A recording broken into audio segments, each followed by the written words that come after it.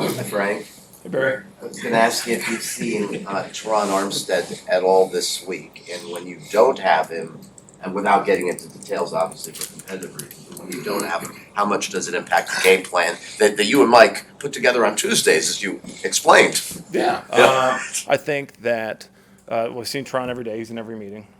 He's always actively participating, right? Making sure he communicates with the guys. Not having him out there obviously is always challenging, but we're relying on the guys that are stepping up in his place or in his stead. Playing words. I do work for Mike McDaniel, so just ultimately, I think it's always the challenge when you have a guy who brings such a presence, such a stability at his position.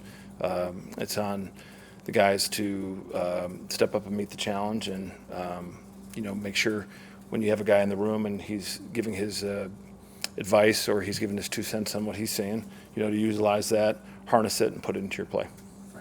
Mike gave some insight to this after the game. I asked, a lot of this is just shift in philosophy from, especially on early downs, like first down, second down, running so much, and he had mentioned not kind of letting the play into the hands of the Patriots defense.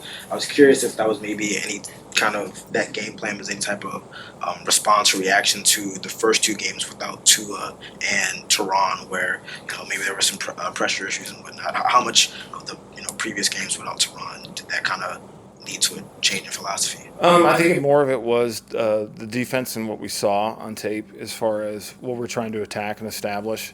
So our goal, and obviously throughout the game, we want to make sure we establish a run. We saw opportunities that we wanted to try and maximize that.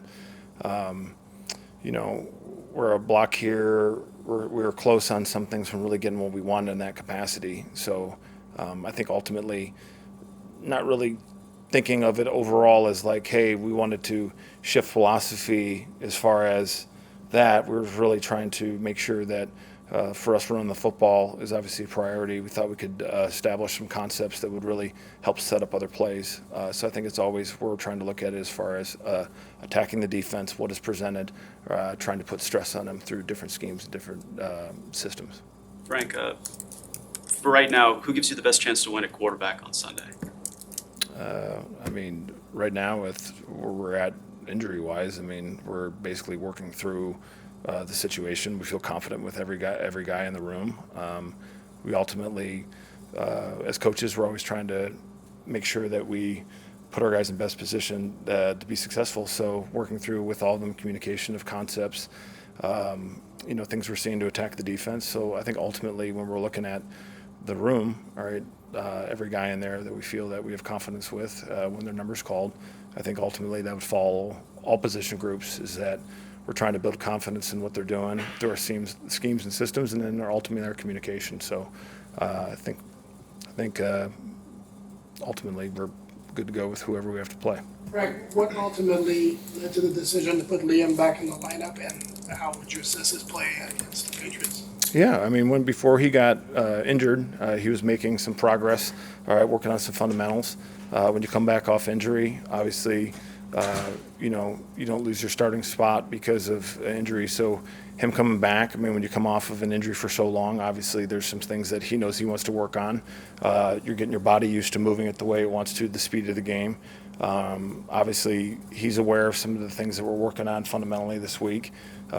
He's got such a professional approach to how he's doing it. He's always locked into what he needs to do.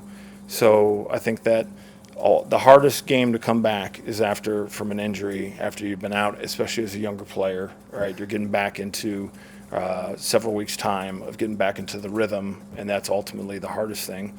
But we're excited for this week for Liam to build upon, the positive things he did. And, I think ultimately that we as coaches, we're always trying to tailor our schemes, our drills to help them to improve on things that occurred from the last game. Back on the quarterback situation, what are some of the things that do give you confidence in Skylar Thompson were he to go on Sunday? Yeah, his physical and mental toughness, his ability to play within the timing of the play, his fundamentals, arm strength. A lot of stuff you've seen when he's in there. We just think that for a rookie quarterback, he's displayed so many great traits that we feel very confident about, and we're excited to, if he has to play, playing him, and then obviously with everyone in the situations they are, we feel confident with the group.